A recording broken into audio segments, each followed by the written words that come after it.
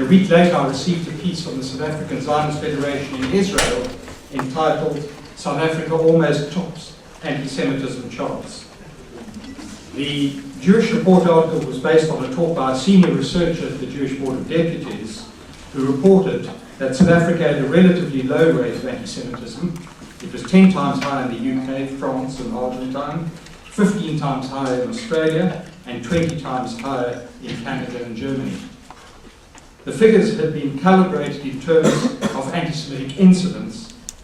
The low number was attributed to dormant far-white organisations coupled with an anti-racist ethos in post-apartheid South Africa, buttressed by South Africa's so-called Chapter 9 institutions such as the Human Rights Commission and by the values embedded in the new constitution. On the other hand, the Zionist Federation based their claim that South Africa almost tops anti-Semitism charts on a Pew Global survey of 2008, which found that South Africans, along with Spaniards, Mexicans and Brazilians, held some of the most negative views of Jews outside of the Muslim world. According to that survey, 46% of South Africans harbored unfavourable views of Jews, and of those 46%, two-thirds disliked Jews in the extreme. A much lower figure of 11% was recorded in Australia, which had more incidents. What one has here, on the one hand, measures by incidents, and on the other, measures by attitudes. What should we make of the differences? Certainly, we should not discount the role of ideas, especially in specific political contexts. In South Africa, for example, a serious Jewish question was experienced in the 1930s and 40s, when, at a time of heightened ethno-nationalism, ideas about the Jews were transformed by the radical Afrikaner white right into programmatic anti-Semitism. Today, this white right, with its conspiratorial views of Jewish wealth, power and influence, has effectively disappeared. In its heyday in the 1930s and early 1940s, movements such as the Grey Shirts, the Oswald Brandwacht, the New Order, all clearly inspired by Nazism, were a serious menace. These ideas eroded rapidly after the Second World War. Classic Jew baiting was restricted to a fringe ultra-right element. In the early 60s, the apartheid government questioned Jewish loyalty when Israel supported the African bloc in the United Nations, and from time to time reminded Jews of their disproportionate involvement in anti-apartheid activities. But in the new democratic South Africa, the white right is of marginal concern. On the other hand, the black or African majority has shown some proclivity towards anti-Jewish prejudices. While historically these victims of apartheid struggled to overthrow white minority rule, and certainly never focused specifically on Jews when articulating grievances and aspirations, studies from the early 1970s show that the black population is not immune to anti-Jewish prejudice. In recent times, industrial protests have occasionally identified specifically Jewish capitalists, and anti-Semitic placards have been displayed at a number of strikes around the country. In the wake of the 2009 Gaza war, anti-Zionist protests led by the Labour Federation, COSATU, raised the possibility of targeting specifically Jewish businesses. In some circles, Jewish loyalty is questioned. But on the whole, the black African population cannot be accused of widespread anti-Semitism. When it comes to the Muslim population, less than 2% of the total population, but relatively influential, when it comes to this population, things are different. Many Muslims share conspiratorial ideas of the old far-white right, manifested in letter columns of the daily press and articulated in radio talk shows. Although the focus of their rhetoric is Zionism, their language often reveals classic anti-Jewish tropes. Jews or Zionists have become, at least for some critics, diabolically evil. This was best captured in the comments made by South Africa's former Deputy Foreign Minister, Fatima Hajjaj, at an anti-Zionist rally in January 2009. She spoke in vitriolic terms of Jewish money controlling the United States and Western Europe. Holocaust denial was also crept into Muslim anger. In 1996, a Muslim radio station had to apologize for airing an interview with Dr. Ahmed Huber, who spoke of the Holocaust swindle, And in May 1998, the same radio station interviewed Dr. Yakub Zaki, who, besides claiming that the million-plus Jews who died in the Second World War died of infectious diseases, spent much of his time engaged with elaborate Jewish conspiracies. Shortly after the Cape Town Holocaust Center was established in 1998, a leading Muslim newspaper recommended readers acquaint themselves with the work of Arthur Butts and other denialists. It was thus no surprise that the Protocols of the Elders of Zion went on sale at the Durban Conference in 2001. Yet, despite these developments, one cannot talk of classical anti-Semitism having any serious traction in South Africa today. The public discourse is inclusive and non-racial, as opposed to exclusivist as it was in the 1930s, when the country had, as I mentioned earlier, a serious Jewish question. Pluralism, multiculturalism, religious tolerance, and what's known as rainbowism, the Rainbow Nation, the very antithesis of ethno-nationalism, is celebrated in South Africa. Cultural rights and religious freedoms are enshrined in the new South African Constitution.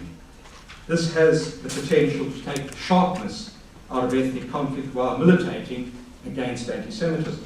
Of course, in some countries, multiculturalism has led to a dangerous identity politics, especially on the part of Muslims. So far, this has not been the case in South Africa. Muslims were part of the struggle, the liberation struggle, for generations and appreciate the new constitutional order. One also needs to note the condemnation of anti-Semitism by political leaders in recent years. An apology from the Deputy Foreign Minister, Fatima Hajj, following her tirade I mentioned earlier. It's not without significance. She was not reappointed in Jacob Zuma's cabinet. Given the ANC's historical opposition to racism, the climate today for opposing classical anti-Semitism in South Africa publicly is more favourable than it has been in the past. When it comes to anti-Zionism, things are markedly different. In particular, it is noteworthy that hostility penetrates into the highest echelons of government. For many, the very notion of an allegedly exclusivist and colonialist Jewish state is anathema. This worldview has a long history, deeply embedded in the liberation struggle. As far back as 1955, the ANC's Freedom Charter stressed the unity of South Africa and opposed the politics of ethnicity or tribalism. Intellectually, liberation was underpinned by a critique of the dangers of ethnic mobilization as evident in the Afrikaner national movement. These ideas were further reinforced from the 1960s by Marxian currents within the academy, both in South Africa and abroad. Scholars deconstructed ethnicity while demonstrating how it was being manipulated and used in South Africa as a means to divide and rule, palpable in the apartheid project with its proposed puppet ethnic homelands. A broadly third worldist anti-colonial worldview evolved among exiled and domestic activists. They took a decidedly dyspeptic view of the West, its support for the apartheid state, and the Pretoria-Jerusalem axis that had evolved from the early 1970s. These ideas were fed by growing anti-Zionist literature that demonized the Jewish state. In particular, Muslims in South Africa acquainted themselves with this literature, pained at the outcome of the Six-Day War, buoyed at the Zionism equals racism resolution of 1975 in the UN, and radicalized by the Soweto uprising of 1976, Muslims were increasingly radicalized. They were further encouraged by the overthrow of the Shah in Iran and the success of Khomeiniism. Although the Muslim voice carried little weight with most whites in apartheid South Africa, it is arguable that they added muster and substance to the broad left's position, including white progressives who began to voice their support for what they saw as the legitimate anti-colonial struggle of the Palestinian people. By the late 1980s, an increasingly radicalized left criticized Israel as an exclusivist apartheid state. At the United Nations, the chief representative of the ANC, still in exile at that time, put it bluntly, and I quote, "The South African people have never approved of Zionism. They see parallels of apartheid in Zionism, and therefore their struggle against apartheid automatically has overtones of anti-Zionism, which is not the same thing as being anti-Jewish. These views were shared by a senior member of the United Democratic Front, internal wing effectively of the ANC. Zionism, explained one spokesman, was simply racism, because Zionism says we close our ranks on an ethnic basis. We take care of the Jewish interests. If you are Jewish, it's okay. If you are not Jewish, out. The former president of the Africanist Azanian political organization, Ishmael Makabela, took a similar view, claiming that Zionism was a form of religious discrimination, which was, in his view, the same as the racial discrimination faced by blacks in South Africa. This alleged exclusivity ran counter to the non-racial and inclusive outlook of the liberation movement, both exile and domestic. With it went a sense of unease with a Jewish state, and as the Reverend Frank Chikani, the Secretary General of the South African Council of Churches, put it, an easy sympathy for the PLO. There's no doubt, said one prominent civic leader in the 1980s, I quote, that black Africans tend to identify with the PLO. Let's be clear about this. There's a perception of the Israeli-Arab conflict as one of almost colonialism of a white race coming out of Europe. Such ideas have survived and are now a staple of trade union activism. In addition, the English language media, largely owned since 1994 by the Irishman Tony O'Reilly's independent group, the media reinforced these positions. Columnists like Robert Fisk and John Polger regularly poison a hostile anti-Zionist atmosphere. When Yasser Arafat spoke in South Africa's parliament in 1998, he was applauded when he referred to Zionism as racism.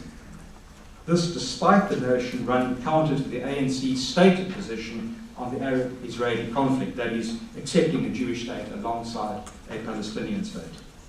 Even 9/11 did not temper hostility.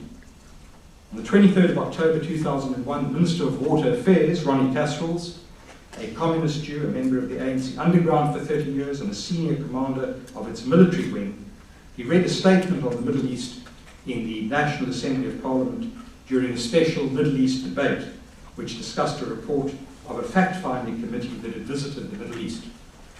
Kasrils and his ANC colleague, Max Szynski, a member of the regional provincial legislature, then circulated the statement, slightly amended with a view to getting as many Jewish signatures. The final declaration was launched under the banner "Not in My Name," signed by only 284 Jews, its population of 75,000, but had widespread support beyond the Jewish community, including the ANC and in the media. Kasrils had compared the discourse of chosenness in Zionism with, and again I quote, the way Afrikaner trekkers also used it, the way many historical movements have done to advance the cause of particular people.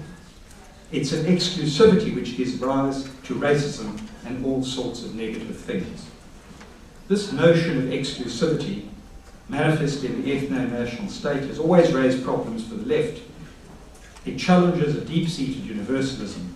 And in addition, the apparent success of South Africa's so-called miracle has further undermined the Zionist idea. That is to say, commentators increasingly ask why Israelis and Palestinians cannot follow the South African example and establish a single constitutional state, which includes Jews and Palestinians. They compare Zionists with apartheid ideologues of old and see Hamas and Islamic Jihad as demonized in much the same way as the apartheid government had demonized the ANC in exile. They argue that Israel, like the apartheid government, wants to cut a deal only with moderates like Abbas. In this context, support for a two-state solution is rapidly eroding. One well-known former liberal newspaper editor, Alistair Sparks, repeatedly contends that such a solution is untenable. Israel's lack of will to remove the settlements, coupled with demographic realities, he argues, has precluded this option. Like South Africa's Bantustan policy, it was a nice idea in theory to separate rival groups living in one country so that each can have its own national homeland. Sounds like a moral solution, provided the separation is fair and the homelands are viable. In building his case, Sparks recalls how the apartheid planners had also denied demographic realities in their dream of a white South Africa. But eventually, he reminds us, they had to face the truth. Sparks' great source is the book One State Solution by Virginia Tilley, an American academic now resident in South Africa and rubbing shoulders in high places. Sparks regularly draws parallels between Israel and South Africa and sees the Israel-Palestinian conflict through a South African prism. The fact remains, he argues, and I quote, that many ethno-nationalisms grapple with the problem of other ethnic groups in their midst. The new South Africa has not required the forfeiture of the Afrikaner homeland. I well remember the dark warnings uttered from pulpit and platform over half my working life that one man, one vote would mean the national suicide of the Afrikaner folk, and that they would never ever contemplate it. I've mentioned Sparks' views in some detail because they have wide resonance and reflect attitudes among the chattering class, particularly within the government, which is informed by a mantra of non-racism, opposition to ethnic politics, a powerful anti-colonialism, support for the underdog, and a particular understanding of South Africa's so-called miracle. Put simply, there's a general antipathy towards ethnic concerns. South African politics, notes Herman Gillemy, a leading South African historian, is informed by a dogmatic or intransigent universalism. Its point of departure, explains Gillemy, is that race or ethnicity as a principle of social organization is essentially irrational and ephemeral, and that there is no need to make any concessions to it. What this boils down to is the unshakable conviction that there is not much more to racial or ethnic identification than the legacy of apartheid classification. With this mindset, the Palestinian struggle is seen as a classic anti-colonial struggle, and the parallels with black resistance in South Africa are taken even further. Many believe that the Palestinians were offered Bantustans at Camp David in 2000, akin to what the homeland leaders were offered under apartheid. This, they maintain, will replicate the historic migrant labour system so powerful in the South African consciousness. To use the late Tony Judd's term, for many South African elites, including radical Jews, Israel is an anachronistic ethnic state. Zionism has become associated with exclusivism and expansionism. It is a policy that to me looks like it has very many parallels with racism, explains Nobel laureate Desmond Tutu. Tutu is widely supported in the electronic and print media. A philosopher at the University of the Western Cape went so far as to advocate outlawing the South African Zionist Federation. Such views have been maturing for decades and are inextricably linked to a specific South African past.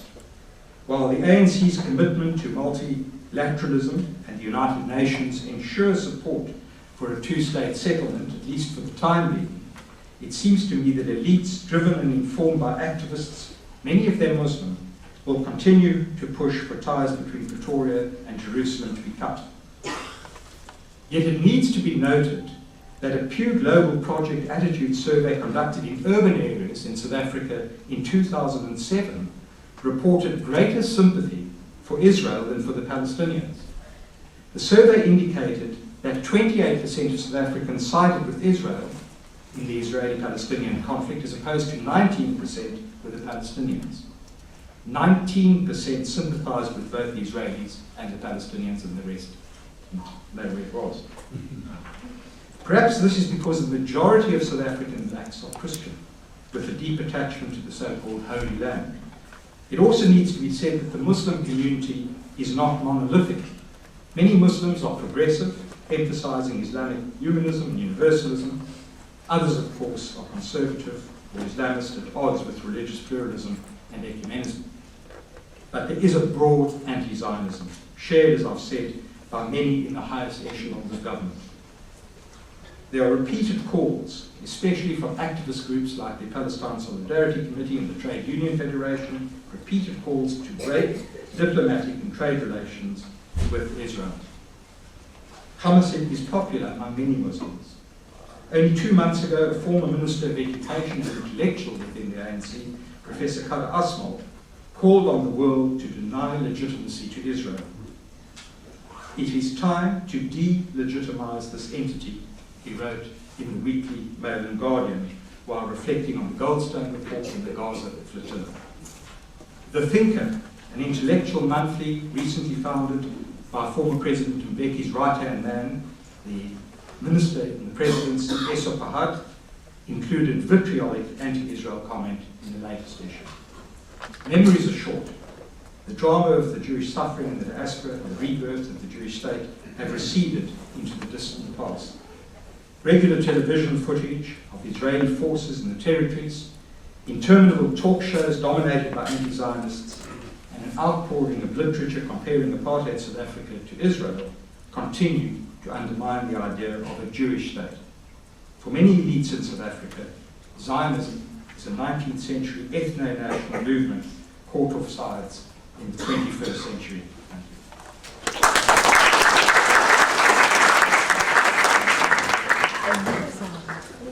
Thank you very much, Milton. The next speaker is Professor Shalem Coulibaly. Shalem, a friend and colleague and brother, will be speaking on Africa and anti-Semitism, myth or reality, from indifference to anti-Semitic temptation. Professor Coulibaly is a professor of philosophy in Ouagadougou University in Burkina Faso. He's taught general philosophy and history at the University of Tel Aviv and Jerusalem.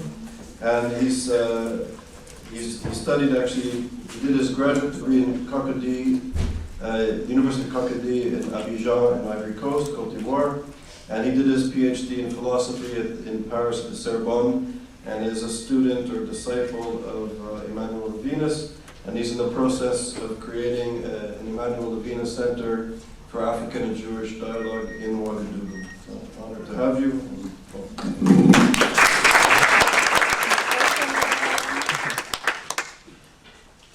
I would like to speak, to give my speech in Hebrew, but I'm obliged to give it in English.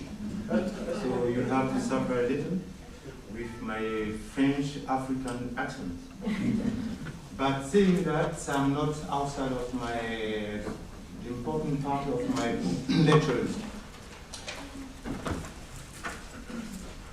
I'm going to speak about anti-Semitism in Africa, and mainly Africa under Sahara. When one studies anti-Semitism in the world, we have figures, we have criterion to appreciate anti-Semitism. We know the percentage of white or green anti-Semites in Europe, in South Africa, where there is some Jewish, but concerning black Africa, concerning Africans, black Africans, there were no figures.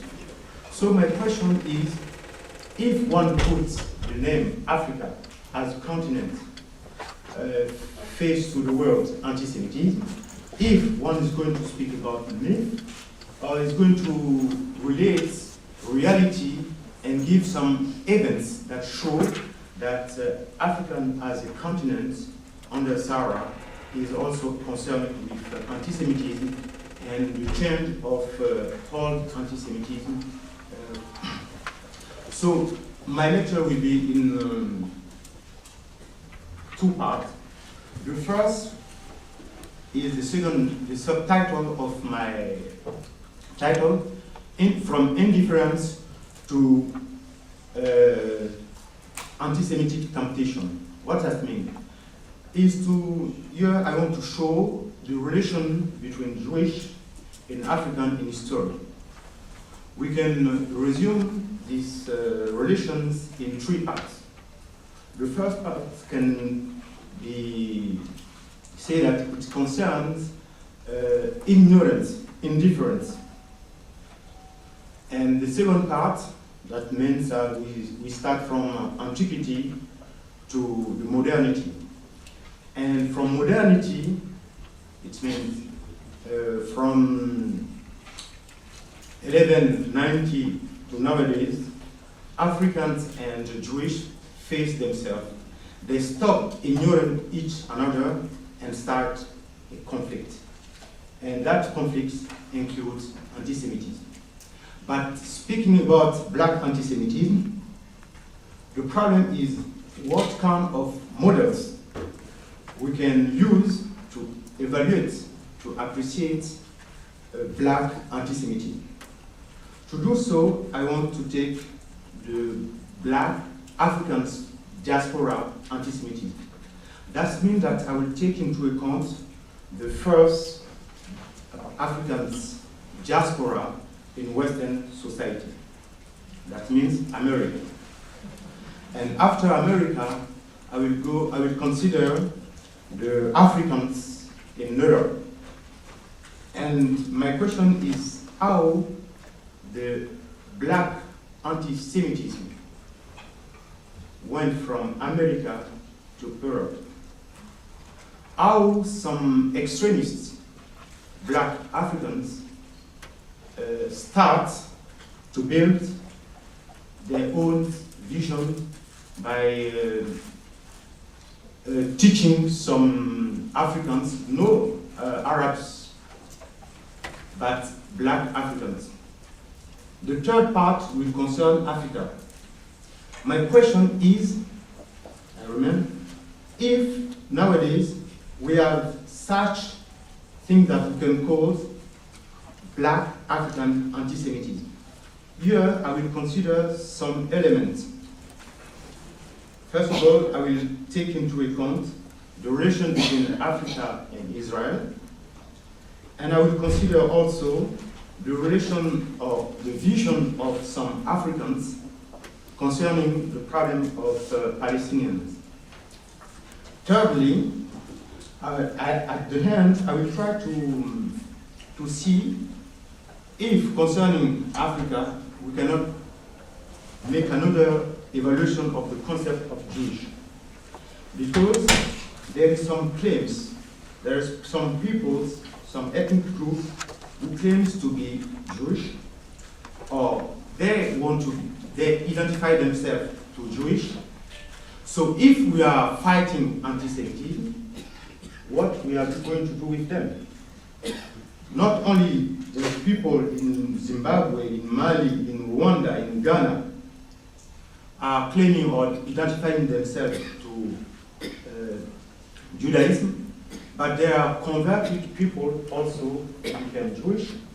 And the problem is, if tomorrow this person builds synagogue in African Sub-Sahara, under Sahara, what the fight against anti-Semitism will be. So let's start with the first part. How to give a definition of anti-Semitism? I will take Levinas' conception or definition of anti-Semitism. Levinas said that anti-Semitism has to do with psychological problem. It means that the person who is anti-Semitic decides in his mind not to accept or to welcome the stranger man. It means that the Jewish is outside of the worldview of the anti-Semite. And if I decide to think about you, even we are eating, what I can think about you never know, and you don't have any right, any possibility to stop my way of thinking. This is anti-Semitism. It's exclusions, not because of its reason, but it's self-exclusion of the other. The second definition that I want to give to anti-Semitism is that anti-Semitism is a problem of language. It's Western language of differentiation, is in philosophical terms a meta-race. A language that considers the differentiation between myself, I, and the other. And this other has to be an object in my discourse, in my narrative. Neither it will become equal. In terms of epistemology, the other, that means the Jewish, is an object. To clarify or to give an example, Jews start to be good with Palestinians, we want peace. They say, why do you want peace? Okay, I don't want peace. Why you don't want peace? That is, in terms of relation between a subject and an object, the Jewish remains in the narrative of anti-Semites an object that we can change at every moment. African Americans, that's good, in a minority has adopted anti-Semitism language. They're born with this language, and they come, as everyone can use a language, they come to build their own anti-Semitism. So I will give some elements that Stefan Whitfield, in his anthology of black anti-Semitism, gives as example. First of all, the particularity of African-American activist anti-Semitism is based on facts, on history, slavery, colonization, and social problems. From slavery, before 1945, Jewish and Africans, or Africans, American and Jewish, were in a different stage. They were speaking each another. They were speaking, but there were no relation. If you read the first African American elite, the writers, they were speaking about Zionist movement like Dubois, like Biden, but there were no relation between Jewish and African. So slavery was compared to pogrom, to the hard difficulties that Jews went from in history. But from 1945, there starts a kind of comparison between between Holocaust and slavery. For them, black slavery is worse than Holocaust. That is a comparison. And movements or elites such as the Afrocentric people, the Pan-Africanist people, use the slavery as an argument against Jewish existence. They exclude Jewish sufferings around the Americans' sufferings. Jews didn't suffer as we suffer. From that, what they do, they go on. In 1994, some African American students were using the Western anti-Semitic language, which is based on classical anti-Semitism discourse, such as Jewish bloodsucker, Jews give many kind of illness to Africans. We have in American university young African American who fight Jewish by accusing them that they are responsible for HIV among African Americans. But what is interesting here, and which is specific, is the expression. As I learned my mother tongue, here they use the Western anti-Semitic language to evaluate their own story. That is unique. You suffer, I suffer, but my suffering is worse than yours. The champions people in that rhetoric are the nation of Islam.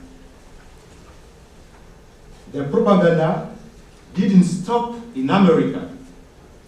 The same motto that means slavery, social and economic situations is brought to France. Let me say that before 19th, in France, there were no problems between Africans, black Africans, and Jewish. I was young student. I used to watch the TV.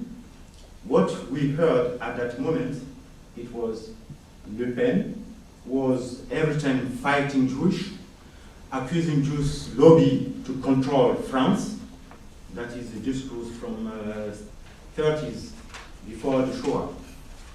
And as a young student and very scholar in black story, with some friends we start to say, do you remember what Frantz Fanon said about anti-Semitism against Jews? He said that when they start accusing Jews, insulting them, we Africans, we have to know that we are the second on the top.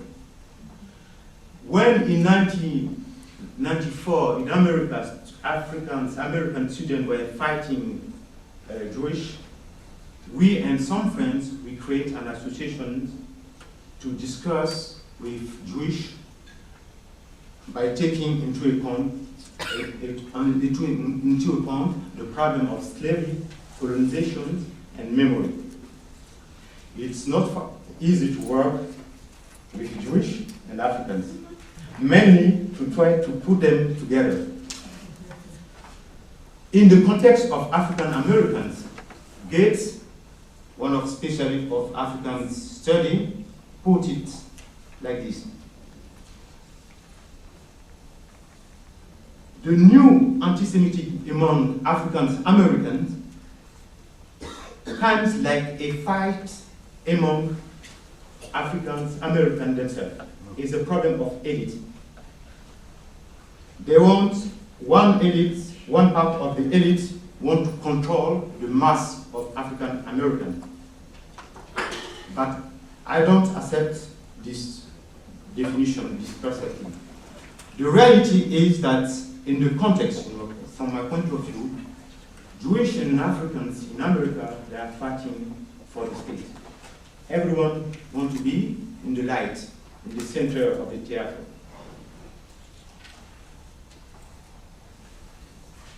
In France, in Europe, Europeans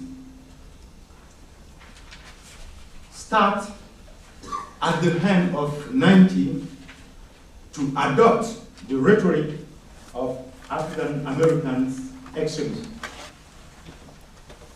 First of all, there were Africans who are very educated.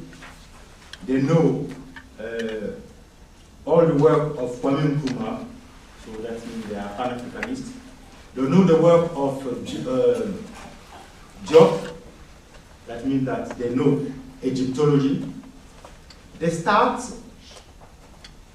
looking after the book of Bernard Martins, Black Athena. They start saying that Jewish have never been in Egypt. They are lying. That is a theological position. That was in the beginning of 19. 10 years after, in the beginning of Alpine, the words comes in Hebrew, that is 6 years ago, a group of African Europeans named the family of Kat. Kat is the word of one Greek god, leading by Kemi Seba, start to fight the Jewish. They don't only take the rhetoric of nation of Islam, but they want more. They want physical battle. The hostility is physical. They want to eat Jewish. Not only to oppose in the field of politics, not economic, but to eat. That means that the rhetoric is not different from the new anti-Semitism, which aim is to kill, not to discuss. The problem is now to know if this transfer of black extremists from America to Europe can come to Africa. And if it comes to Africa, what kind of anti-Semitism will have? Can we say that it's a new anti-Semitism, it's African-American anti-Semitism, or it's African-European anti-Semitism? I don't think that saying that it's African-American anti-Semitism, African-European anti-Semitism is to fight anti-Semitism. First of all, it means that we consider Africans like a child. They cannot create something by themselves. They are like making a copy of what exists.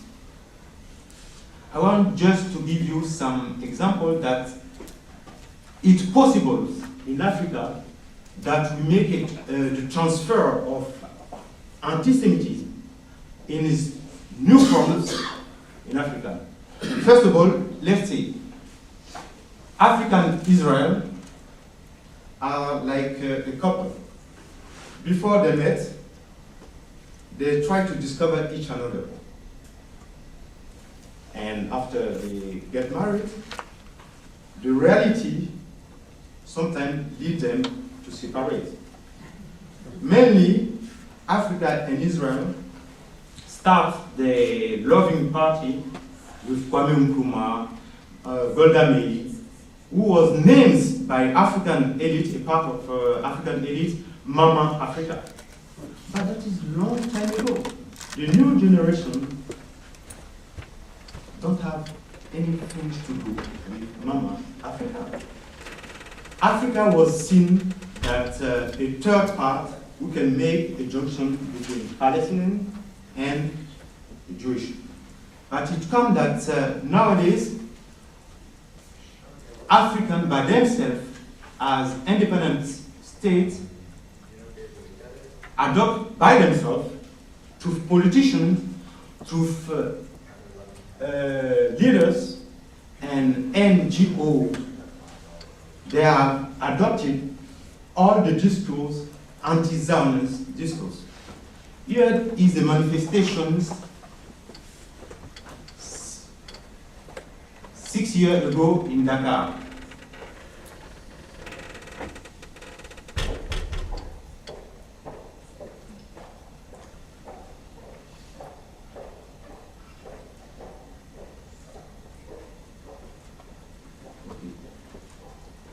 Among these people, we have politicians.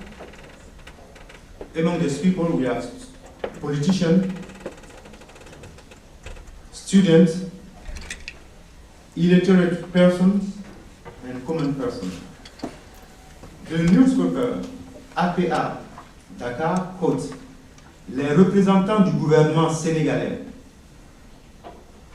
close to the government, as well as the opponents and the NGO and other associations for human rights were fighting, they were against Israel attack of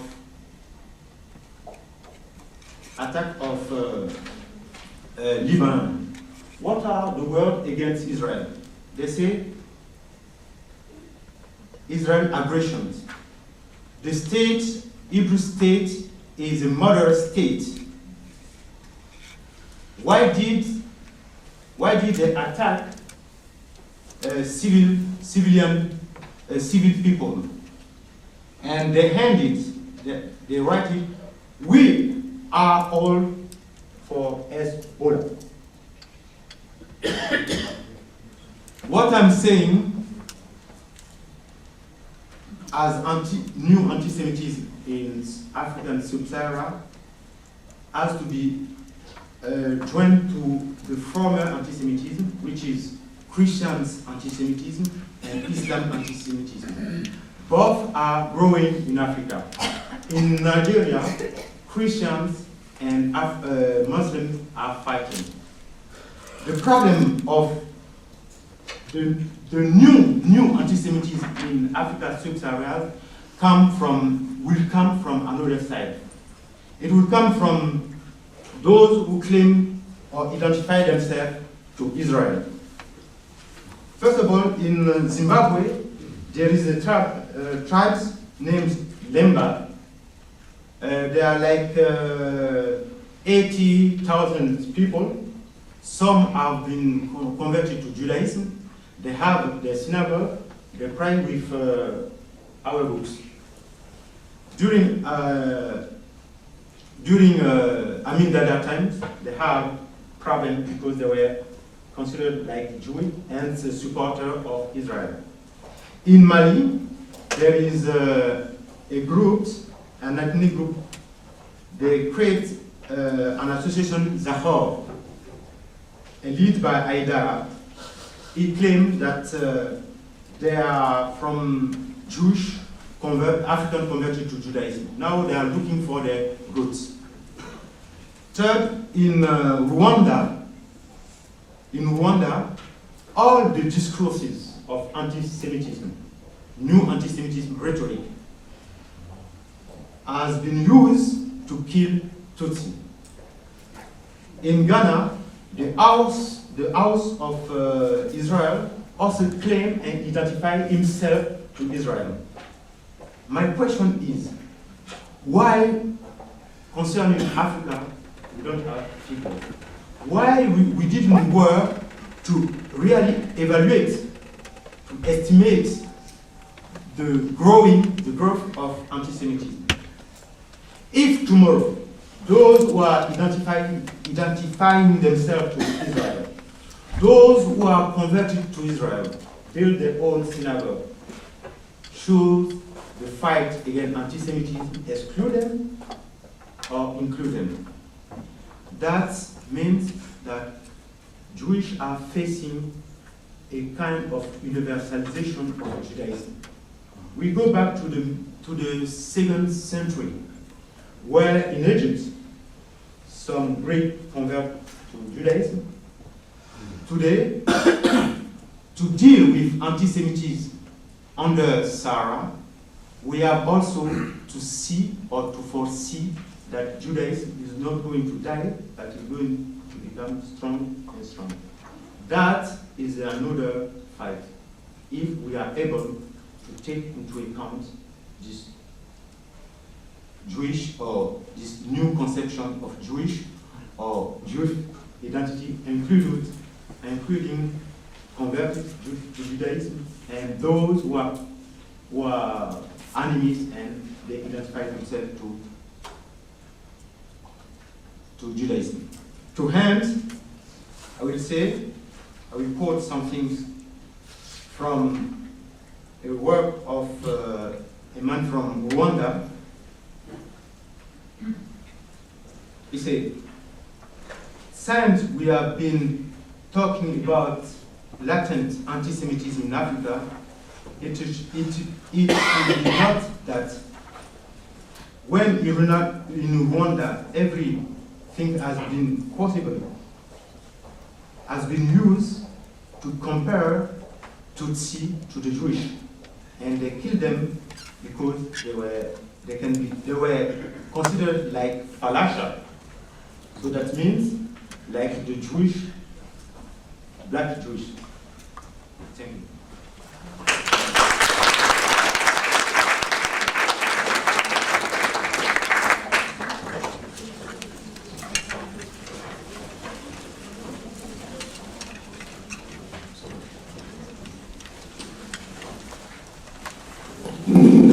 Thank you you very much, Shalem. And just on a note, I would urge people, Shalem mentioned the Nation of Islam. On June the 30th in Atlanta, you can Google it, it's on YouTube. The Nation of Islam had an important conference in Atlanta, and Louis Farrakhan spoke at the convention on June the 30th, 2010. Watch it, I think it's very important. And you see the fusion of radical Islam, sort of Iranian style, being mixed with the Nation of Islam in the United States. It's a potent mixture, and I think it shouldn't be dismissed.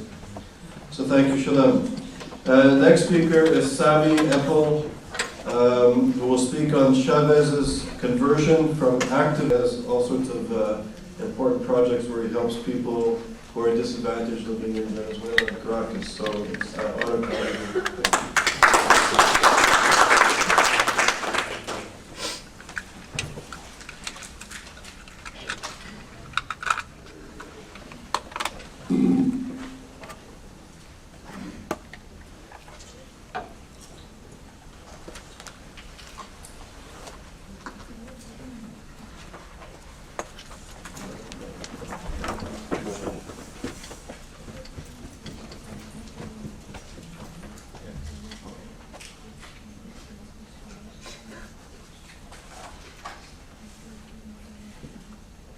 Okay, when the world first heard 4 years ago in Budapest that for the first time in recent history there was government-sponsored anti-Semitism in a Western country, people thought I was joking. I mean, they said, well, that finished 60 years ago, that's not happening. At that time, I showed proof of that, and I'm here to do it again. Also, because this is being recorded, and I like to conserve my health and my freedom, I have to say that what you're about to say, it's only a theory and a product of my imagination.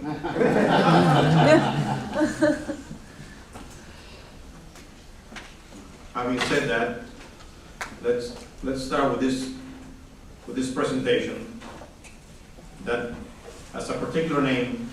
It's called Chavez Conversion from Active Military to Militant Anti-Semite. I invite my colleagues, if they want to just move over here, they can watch it also.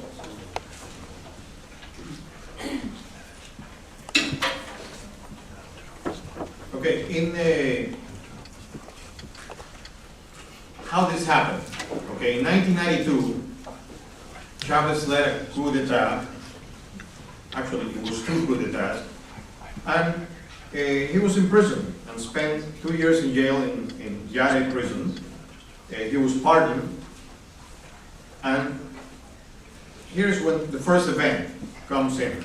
And please, I mean, the chronology is not going to fit many times because I'm going to have to go back and forth, but at the end we'll be able to connect the dots on why it's done the way it is. Okay, the first act happened in 1994. Once Chavez is pardoned, the communists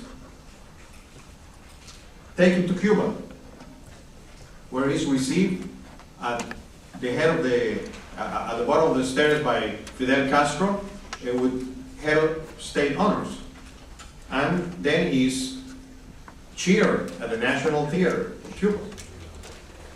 That was his first trip after getting out of jail. His second trip taking him to Argentina. The fascists take him to Argentina, where he relates, for example, to Mohamed Ali Zeneldin, a cara pintada, that's the name of a radical fascist movement, and means its leader, here seen in the uniform in the Falkland Islands War. Also in Argentina, he relates to a shady character, but very intelligent. His name is Norberto Ceresole. He's an ideologue, an anti-Semite, a Holocaust denier, and a roving ambassador to Hezbollah. It's okay, I can do it. I got some light in here. Okay, like I said, Ceresole was an anti-Semite, a Holocaust denier, and a roving ambassador of Hezbollah. He's very much taken by Chavez's personality, or Chavez taken by his personality, whatever happens there. Some chemistry started to happening, and he goes to Venezuela with Chavez for 2 years and becomes the parrot on Chavez's shoulder. This is no Photoshop, by the way. This is actual. Of course, just imagine, okay, a silver-tongued Argentinian in the shoulder of a crude military guy who just got out of jail after having a couple of bloody coup d'etats, and just speaking in his ear for 2 years, for full 2 years. Of course, something had to happen. Of course, this guy ends up writing a book. It's called Caudillo Ejército Pueblo, the Venezuela of Comandante Chavez. This is a very interesting book because it became like the blueprint of the revolutionaries in Venezuela. They were really taken to that. It was printed in Venezuela by the government. And the title says Caudillo Ejército Pueblo, which means chief army people, which means the chief and the people using as a transporter the army. No institutions, nothing. And then we'll see why the title is that. If you see this was taken from the book went to one printing only. The reason it went to one printing only was because the first chapter of the book, I'm talking about the Bible for the revolutionaries in Venezuela and Latin America right now. But the first chapter is called The Jewish Problem. So they didn't print it anymore. But they kept it for 9 years on government-sponsored websites, like this one. I took this one out only last year. It's been taken out now. But if you notice, I mean, in here it says Liga Nacional Bolchevique Venezolana. It's Bolshevik National League. And at the bottom says, for the construction of the Socialism Nacional, which if you invert the title says the construction of National Socialism. On the left you see the spread eagle, and on the right what it looks like what is not is actually a Nazi flag.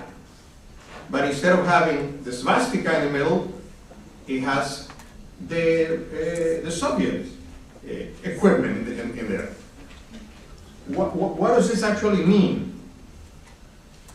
What this means is that Ceresole's theory was that the extremes, that the real extreme, the extreme right and the extreme left could actually touch, and they could come together, and they could come together against the middle to destroy it and to take over the world. And for this, you don't need a party, you don't need a movement, you don't need a people, you don't need, almost you only need one man. And here's where the Hitler syndrome comes in. You only need one man. That's what Ceresole said. He convinces Chavez that he is that man. That's the reason why sometimes Chavez seems to be a fascist, and next day you say, oh, he's a communist. Because he's both. That's the incredible thing that happens over there. Okay, let's keep going because we've got a lot of stuff to go here. The second act. The second act happens in 1997. In 1997, let's see what happened in 1997. Okay, Jose Altagracia Ramirez Navas is founder of the Venezuelan Communist Party.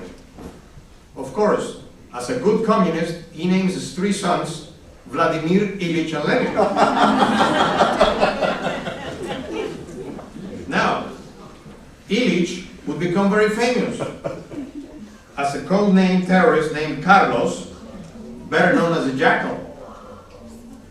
the darling of the radical Islamic regimes, who since 1994 remains in jail in France, sentenced to a life in prison. Now, for all these years, there was a mystery for all of those who did any analysis of Chavez's, why one of the first letter, if not the first one, that came out of the presidential palace when he took power in 1998 was actually addressed to the jackal. And the only reason we have the letter that was taken through diplomatic channels was because the French Secret Service intercepted it, and that's what we came about the letter. We never understood why a president who just takes over, I mean, the first letter that he writes it to a terrorist who is in a French prison. I think we're going to find out very soon about that.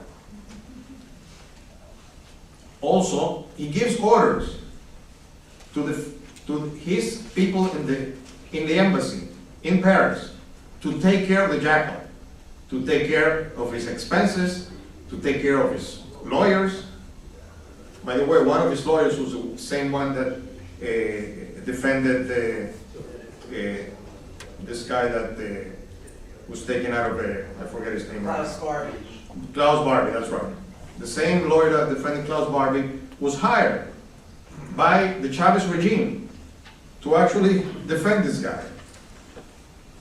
And all the time that this has been happening, he has been, every time there's been a meeting with the French, always, because we found out about this from the French eventually, that always the release of the jackal always comes up when he talks with the French. If they talk oil, if they talk politics, if they talk because they're going to build a subway, whatever, always say, well, and what about releasing the jackal to me? Because I need the guy. I said, wow, I mean, what's his fixation with this guy? He had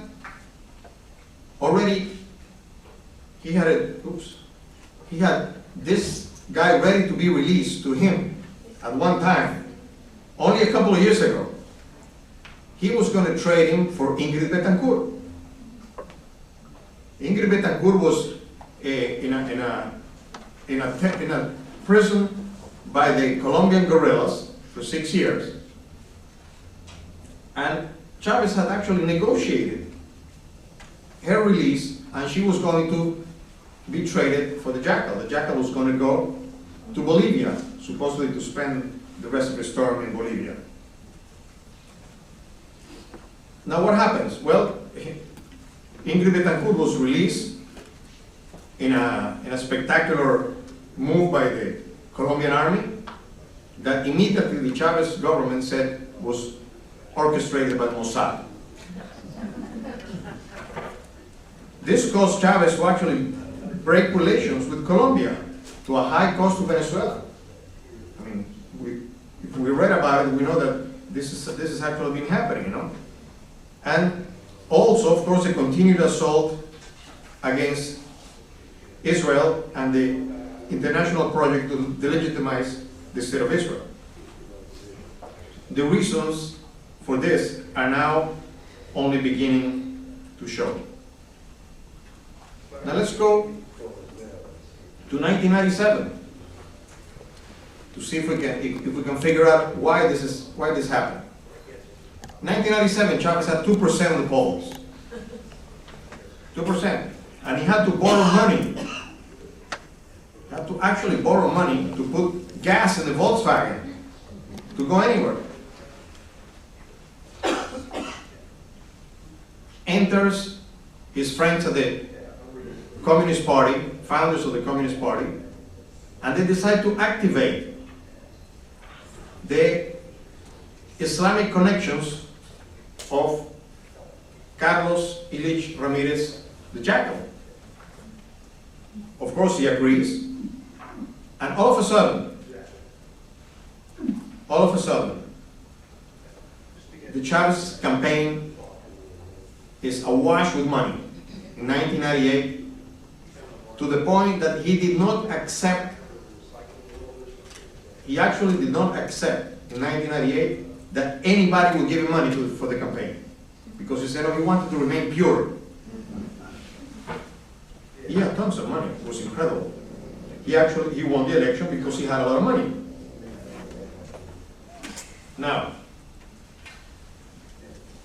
we should remember that after he wins the election, his first trip is to these Arab countries. He goes to Algeria, he goes to Libya, to Iraq, and to Iran. On his way back, he tried to stop in Paris, or he was going to stop in Paris, but his condition was that he would be allowed to visit the jackal at the prison. When he was told by the French that he couldn't do that, he skipped that stop, so he didn't stop there. Now, I think it's kind of, if we can deduct from this that maybe the great elector of Chavez was Jackal and Islamic friends. Maybe we can now start connecting the dots of what is actually happening. Now, the consequences of this incomprehensible union with the Islamic radicals are now starting to become clear. We have direct flights from Caracas to Tehran and Damascus. This is being flown in a 747 and a 340 Airbus, non-stop flights. And the only reason they leave from the Caracas airport is because that way they could be deemed to be civilian flights. But nobody actually knows who comes in and who goes out, what materials they load on those planes, or what they unload.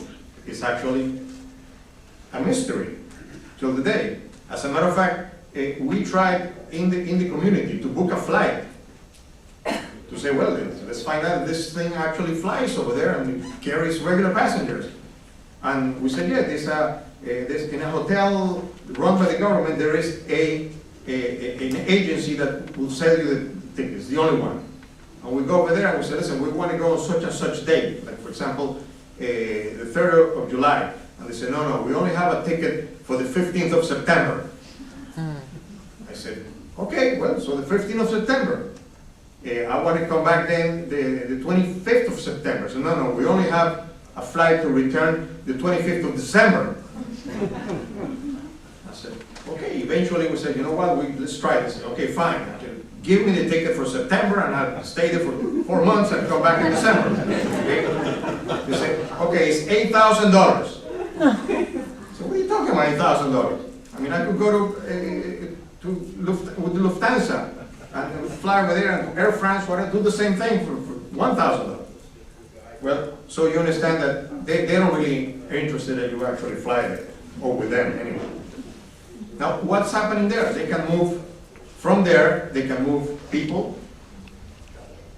And it's interesting that now we have the Interior Minister is Tarek Al-Aissami. We have the honor in Venezuela to have the only Interior Minister in the Western world that is in a no-fly list. I mean, isn't that fantastic? The other guy is Elias Hawa, also an Arab. He's actually the vice president of Venezuela right now. This guy is so radical that Chavez sent him to Argentina, to his friends in Argentina, to be ambassador in Argentina, and they didn't accept him. That's how radical this guy was. But he's the vice president of Venezuela. Of course, documentations. People come from Iran, from Syria, they come to Venezuela. From there, they can do whatever they want. And here comes another thing. Another one of these things that happen because of this. Hezbollah, Venezuela. This guy in here, Teodoro Darnot, seen here on the left. Okay, he's the founder. He actually was a mastermind of 2 bombs. One that was they actually exploded at the American embassy in Caracas. The second one that was for the Israeli embassy in Caracas was not able, they were not able to deliver it because the cab driver got lost. But the first one actually exploded. And what happened? This guy, he wanted to become the first jihad martyr in Latin America. So he actually came public and confessed. Nobody caught him actually, he just came forward and confessed. He says, I put the bombs, I did this, so they had no choice but to put him in jail, of course, I mean, if he confesses publicly. So they condemned him to the minimum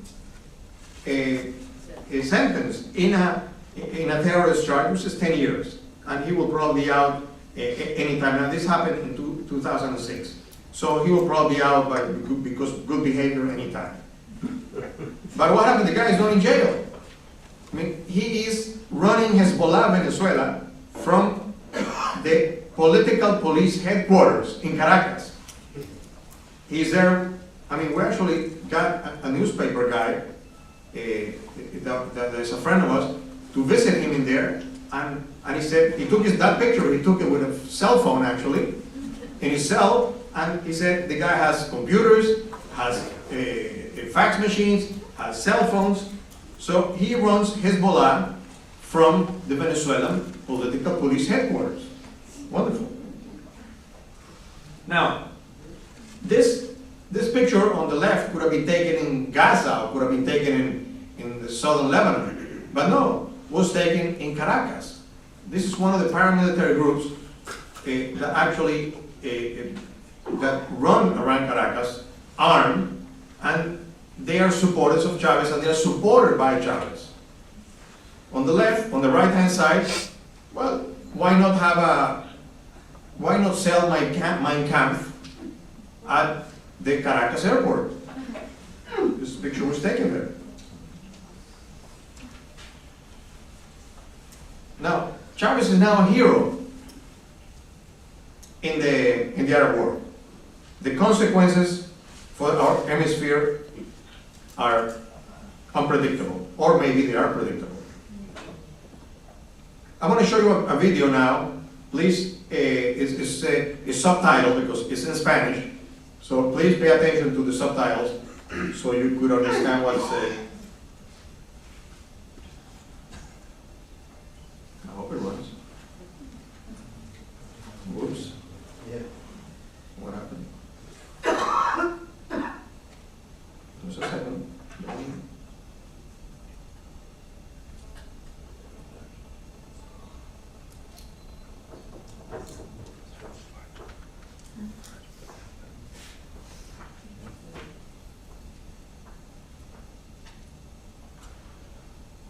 Okay, here you go.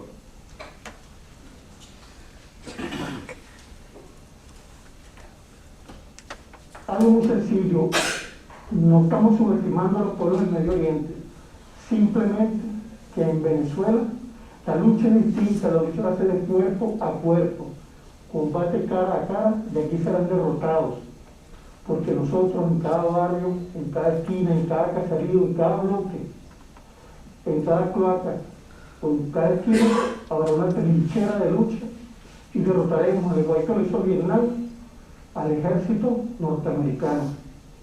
La diferencia está en que acá la lucha es terrestre y nosotros conocemos nuestro pueblo.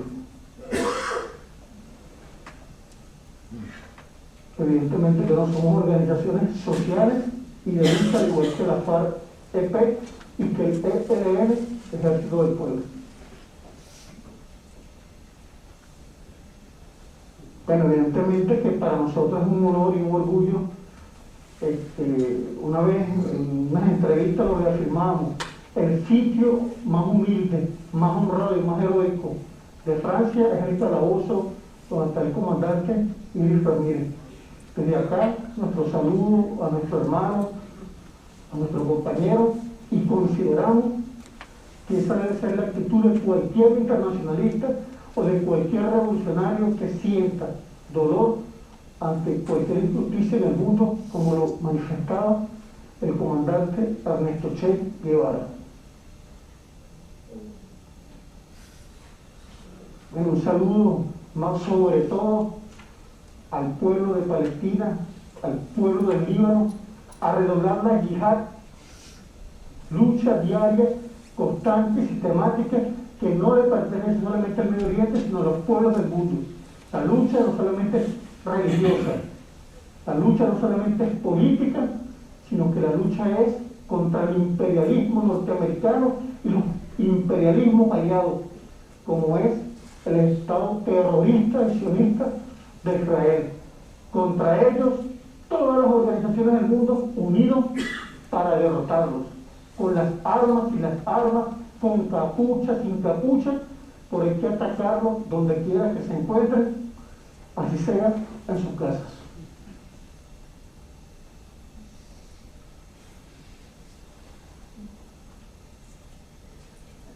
Even in your own homes. That's how they finish.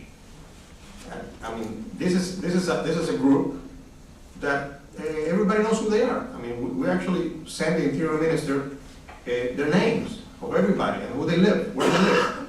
Of course, nothing is going to happen. Now, here is something that happened now at the World Cup. At the World Cup, in the intermission, there was a commercial that was played in government channels. Watch this.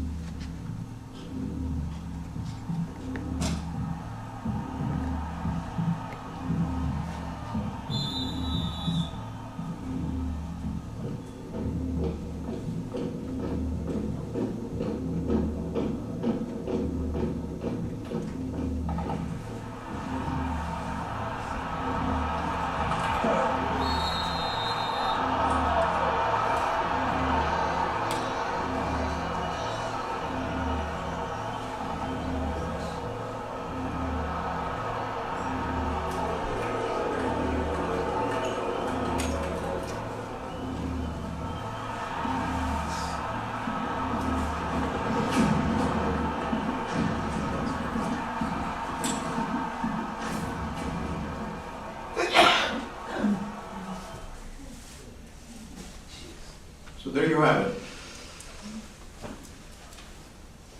We're obviously having a paradise in Venezuela. We'd like to invite you to come over to find out exactly what's going on over there. And I really appreciate, Charles, to invite us over here. Thank you very much. And thank you for listening.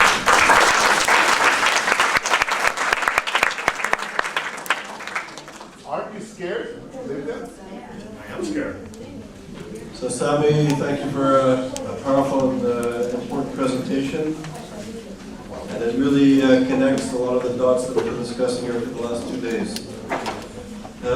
So the next speaker is, for people who know his story, I think a hero in confronting the Islamic revolutionary Islamic regime in Iran. Professor Alberto Nisman is going to speak about the international terrorism and anti-Semitism, Islamic fundamentalist attacks in Argentina.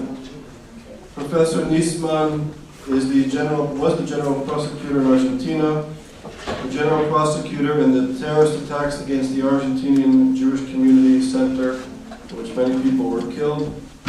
He was the head of a special unit of the AMIA case, and he's been the head of this unit since February 2005, and his focus is on the deepening theoretical and practical knowledge of all the different aspects of international terrorism. He was appointed to represent the Public General Attorney's Office in the most significant and complex case that Argentina has faced in decades, the bombing of the Jewish Community Center, which occurred on July the 18th, 1994. He's performed as a penal law and penal procedure teacher in the Universidad Nacional de Buenos Aires and the University de Belgrano. He's a practicing lawyer. He's published many articles, academic articles, and in the media, and is really somebody who's been brave to dig deeply into this web of radical Islam and anti-Semitism. So it's an honor that you're here. Professor Niesman will speak in Spanish, and Shimon Samuels graciously agreed to help in the translation. Thank you. Muchas gracias. Argentina fue víctima del terrorismo fundamentalista islámico en dos oportunidades, en los años 92 y 1994. Argentina was a victim of radical Islamic terrorism on two occasions, 1992 and 1994.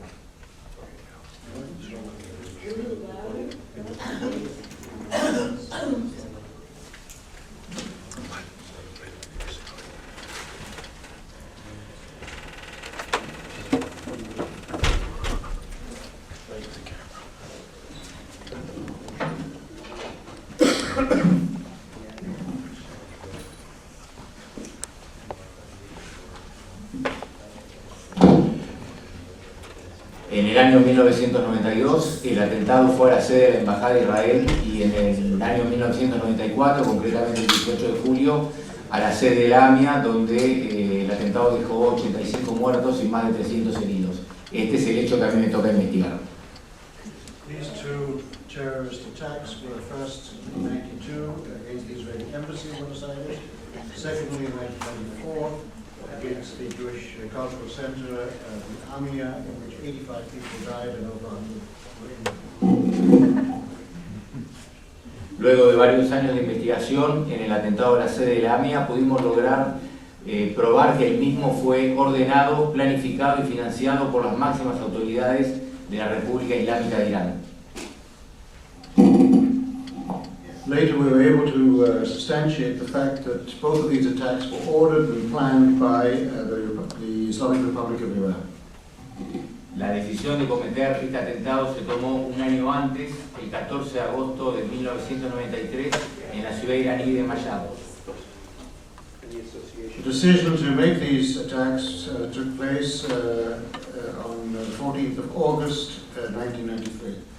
En esa reunión participaron el expresidente iraní Rafsanjani, el ex canciller Velayati, el ex ministro de Informaciones Farajian, el ex jefe de la Guardia Revolucionaria de apellido Rezaki y el ex jefe de la Fuerza Al-Quds, Bahim. Participants in that meeting included the former president of Iran, Rafsanjani, the foreign minister Velayati, the representatives of the Revolutionary Guards, and the Al-Quds League. Todas estas personas están con pedido de captura internacional aceptado por Interpol desde el año 2007. Since 2007, these people are under a red notice, that is, international arrest warrant. ¿Cuál fue el motivo por el cual se decidió atacar la Argentina? Esto fue porque Argentina decidió interrumpir contratos que tenía de transferencia de tecnología nuclear a la República Islámica de Irán. Why was this decision taken to attack Argentina? It was because Argentina had intervened in an agreement for purchase of nuclear materials to Iran. En los años 80, Argentina se encontraba en el movimiento de países no alineados y como tal tenía una muy buena relación comercial con Irán. In the 1980s, Argentina, as a member of the non-aligned bloc, had good relations with Iran. Para esa época le proveía, como dijimos, tecnología nuclear, sumado a que países como Francia y Alemania habían sancionado a Irán y no le vendían esta tecnología que este país tanto necesitaba. In that period, nuclear materials were coming from France and Germany, Yes. but they were stopped.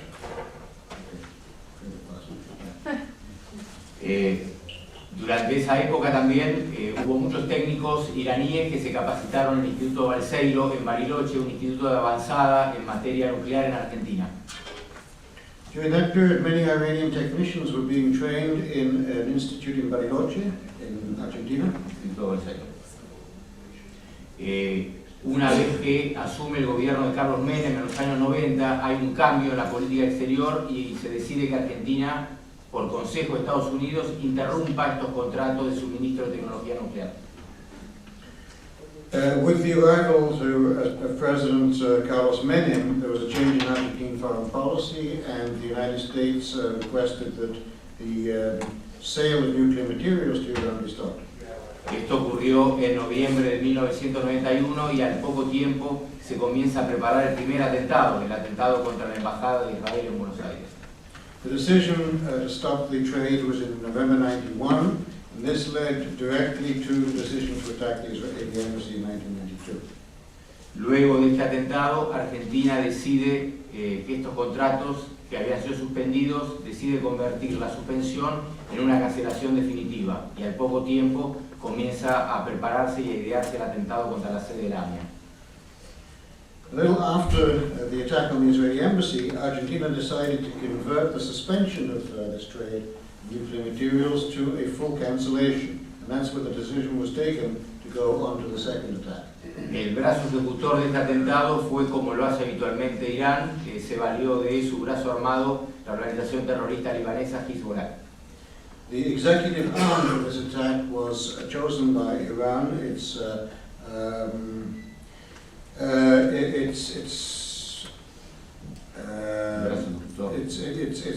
arm was Hezbollah. El grupo estuvo encabezado por Imad Mounier, que era el jefe de operaciones especiales de esa organización.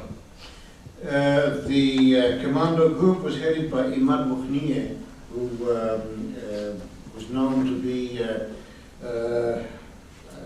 he didn't say so, but he was killed last year in Syria. En el año 2005 pudimos individualizar al inmolado, a la persona que condujo la camioneta, el coche bomba que se estrelló contra la sede de la AMIA. In the year 2005 was identified the person who drove the car bomb to the AMIA building.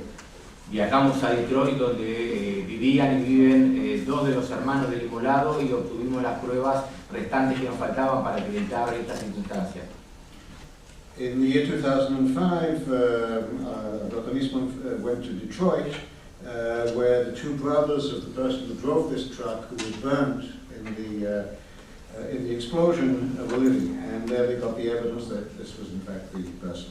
El grupo operativo, quienes secundaron y apoyaron al inmolado, estuvo integrado por entre 4 y 5 personas que ingresaron 18 días antes de cometer el atentado a Buenos Aires y eran todos miembros del Hezbollah.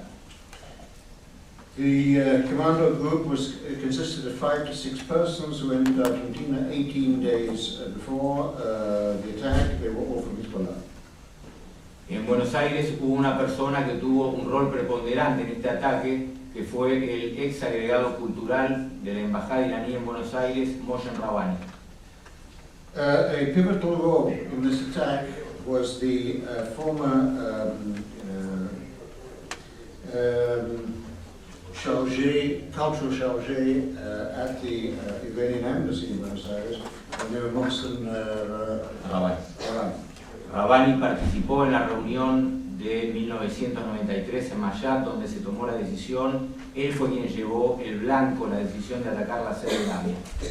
In 1993, it was Rabbani who participated in the meeting in Mashhad, where it was decided to attack the AMIA. Cuando vuelve de esa reunión, unos meses antes del atentado, es filmado por la Fuerza de Inteligencia Argentina buscando en una concesionaria, un negocio de venta de autos, una camioneta idéntica a la que explotó la AMIA. When he returned to Argentina, he was filmed by Argentine intelligence entering a car concession agency where the truck was purchased. It blew up the AMIA. Y luego tuvo, entre otras actividades, tuvo a su cargo el control del traspaso de la camioneta momentos antes de que la tomara el inmolado y que explotara. He also, a few moments before the explosion, he monitored the action where the suicide driver blew up. Pero la actividad de Rabbani había comenzado en Argentina muchísimo antes que el atentado de la AMIA fuera siquiera planeado. The activities of Rabbani began in Argentina long before the plan to attack the AMIA. Argentina tiene el triste privilegio de haber sido el primer país que Irán decidió infiltrar en toda Sudamérica. Argentina had the questionable privilege of being the first country which was infiltrated by Iranians in Latin America. Todo esto que ahora vemos que ocurre en muchos países, como bien explicó Sami Eper en Venezuela, también en Bolivia, en Nicaragua y en Ecuador, comenzó mucho antes en Argentina. As Sami Eper has just explained the process in Venezuela, similarly this happened in Bolivia, Nicaragua, Ecuador, but the first of these countries to be the victim was Argentina. En el año 1983, apenas unos años después de que triunfara la revolución islámica, Irán decide enviar a un primer emisario chiita a Buenos Aires. In 1983, after the Islamic Revolution, Iran decided to send a Shiite representative to Buenos Aires. Esta persona fue Rabbani y tenía como misión formar cuadros de apoyo a la revolución islámica. This person was Rabbani, and his function was to create groups that would be supportive of the Islamic Revolution. Cumplir, en otras palabras, lo que establece la constitución iraní, que es exportar esa revolución a cualquier lugar del mundo por cualquier medio. This fitted the Islamic Republic's constitution to send out envoys all over the world. En los años 80 la comunidad islámica chiita en Argentina era una comunidad pequeña y por lo general pacífica. In the 1980s, the presence of Shiites in Argentina was really small and really peaceful. La función de Rabbani fue, en primer lugar, detectar en la mezquita donde él se asentó aquellos elementos que tenían una predisposición o que eran muy proclives a participar de una visión extrema o fundamentalista del Islam. It was also Rabbani's role to detect in the mosque those who had a predisposition to participate in extreme Islamic action. Simultáneamente, la embajada iraní en Buenos Aires se fue convirtiendo en una estación de inteligencia con la llegada de muchísimos agentes iraníes. At the same time, the Iranian embassy in Buenos Aires was becoming an intelligence center with participation of many spies. Obviamente que estos agentes no se identificaban como tales, sino que disfrazaban su actividad de inteligencia con otras actividades. They hid their true role by taking out other civil Algunos trabajaban, se dividían en grupos, algunos eran taxistas, que era una actividad que les permitía realizar tareas de observación sin levantar sospechas. Por lo general a nadie llama la atención ver un taxista parado en alguna esquina. Some of these, one of these groups became taxi drivers so that they could observe and not raise any suspicions. Otros se anotaban en facultades, por lo general en la carrera de medicina, que es una de las carreras más largas, que lleva más tiempo en Buenos Aires, y esta era una época donde no se exigía en la facultad rendir una determinada cantidad de materias por año, con lo cual uno se podía anotar y constituirse o ser un estudiante crónico que nadie le iba a decir nada. Some registered in the Faculty of Medicine, which, because it has several years of courses, meant that they could have a long run, and they weren't demanded to do any particular exams or programs year by year. De esa manera encontraban los justificativos a su presencia en Buenos Aires, y otros trabajaban en lo que llamamos empresas iraníes de cobertura. ¿Cobertura es decir? Disfrazar de otras, que no eran realidad, no cumplían con la finalidad. In this way, they justified their presence in Buenos Aires, and other groups really found other forms of cover. Eran empresas fabulosas porque pagaban excelentes sueldos, los horarios de trabajo eran muy cortos y todas daban pérdidas, no vendían absolutamente nada. They worked in firms and businesses, they got good salaries, and they weren't really expected to do anything. Estas personas fueron las que fueron llevando a los miembros de la comunidad islámica a una visión extrema del Islam, muy similar con la que proclamaba Rabbani, este agregado cultural. These groups were bringing a certain perception of Islam which was very radical to the Muslims that were in Buenos Aires. Estos grupos luego, muchos años después, fueron utilizados como apoyo local para los atentados que se decidieron a posteriori de todo esto. It was these groups that formed the hinterland of support for the attacks years later. Los atentados terroristas en Buenos Aires en la década de los 90 no fueron los únicos. Irán cometió muchos otros atentados también en Europa para esta época, todos bajo la presidencia de Rafsanjani. Same time as the two attacks in Argentina in the 90s, Iran was also planning other attacks in Europe, all under the control of Rafsanjani, el expresidente. Así podemos mencionar la matanza de militantes del Partido de los Revolucionarios Kurdos en Mykonos, un bar en Alemania. Such as the killing of Kurdish officials in Mykonos, Greece.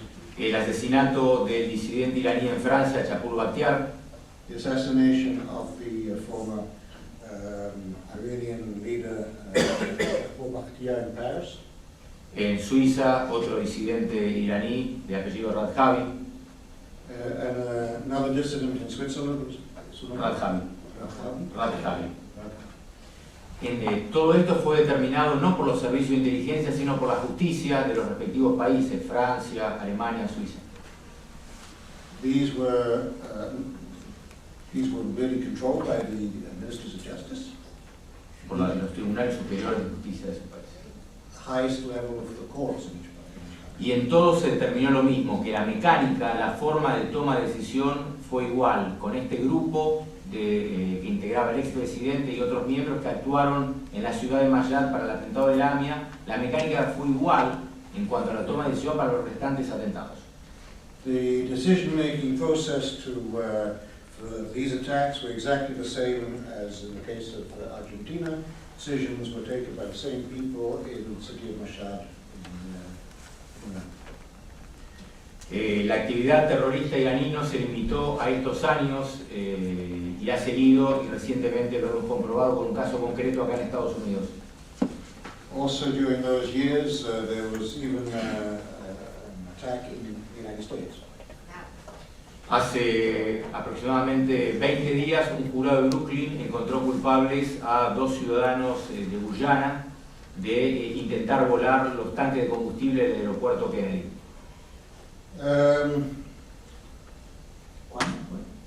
Hace 2 semanas. 2 weeks ago, a group in Brooklyn were identified and arrested, implicated in an attempt to blow up a gas storage. Okay. They were Guyana. At the Kennedy. El hecho había sido intentado en el año 2007.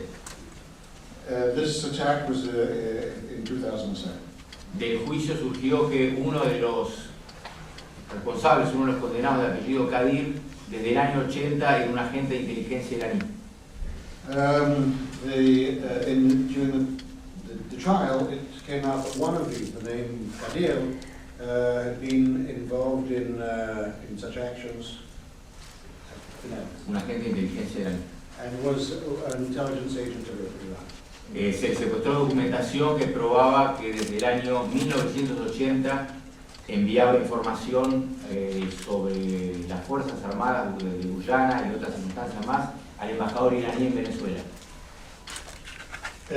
Since the documents were found showing that this agent was sending information since the 1980s about Guyanan agents and also from Venezuela. Information about Venezuela.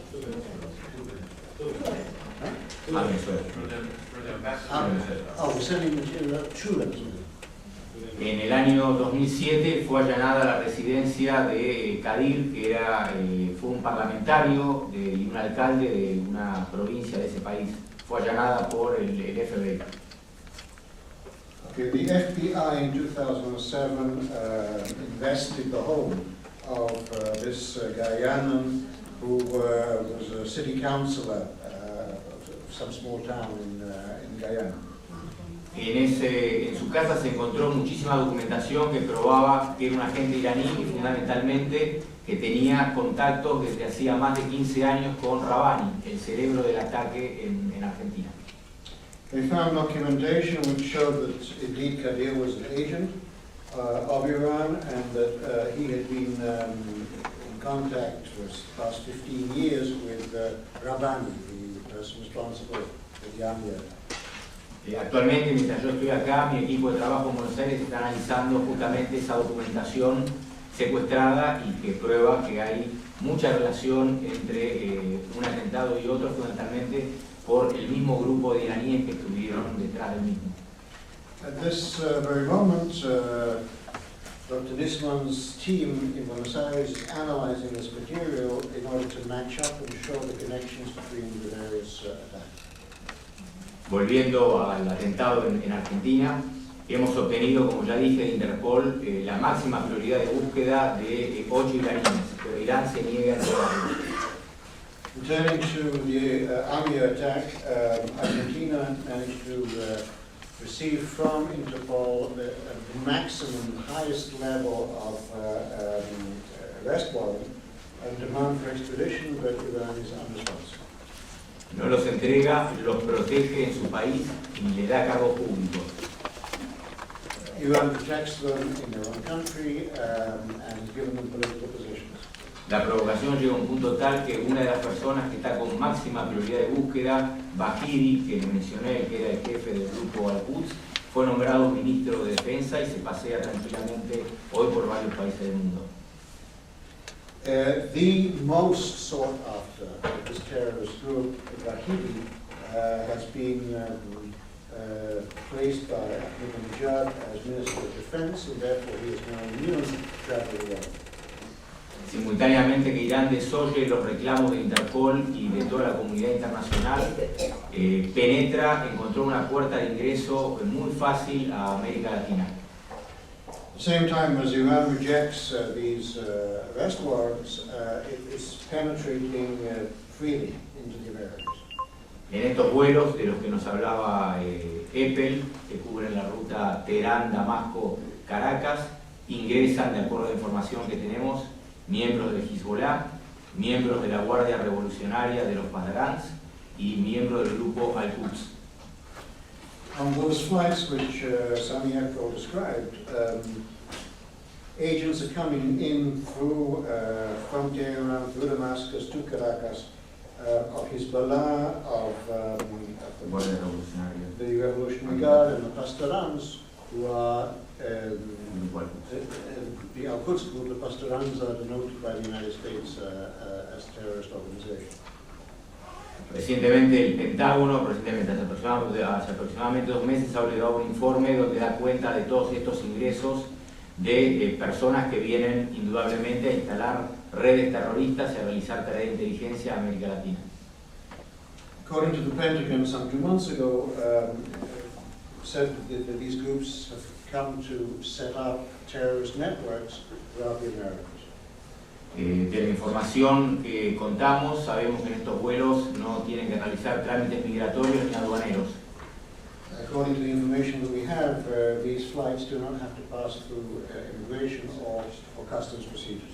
Con lo cual, un ciudadano iraní o un miembro de Hezbollah que ingresa a Venezuela y obtiene documentos de dicho país, por la legislación del Mercosur se puede trasladar libremente desde el Canal de Panamá hasta la República Argentina. Any Iranian or Hezbollah agent who comes on these flights and enters Venezuela in this way receives a document that allows him free passage anywhere within the Mercosur free trade union, anywhere from the Panama Canal down to Argentina. Pero no es solo eso. Por ejemplo, Bolivia tenía una sola embajada del Medio Oriente que estaba en Egipto. Hace unos años la cerró la de Egipto y abrió una en Teherán. Not only that, but for example, Bolivia had only one embassy in the Middle East. It was in Cairo, and it has now closed down that embassy and moved it to Tehran.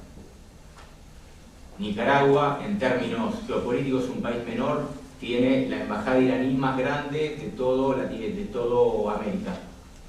Nicaragua, which is geopolitically very small, has the largest Iranian embassy in the Americas. Y una de las más grandes del mundo, de las embajadas iraníes, se encuentra en Nicaragua. One of the largest Iranian embassies in the world is in Managua. Creo que es momento de que todos aquellos que luchamos por un mundo libre y sin terrorismo hagamos oír nuestra voz y pongamos esta situación en conocimiento de todas aquellas autoridades para que tomen medidas para que esta penetración iraní ya en Latinoamérica no nos agarre tarde y no tengamos que decir que no pudo ser detenida a tiempo. Muchas gracias. All of us who fight terrorism and hate have a duty to raise our voices and make aware of those in each of those countries that are targeted so that we will never be told that we stood by and let it happen to us.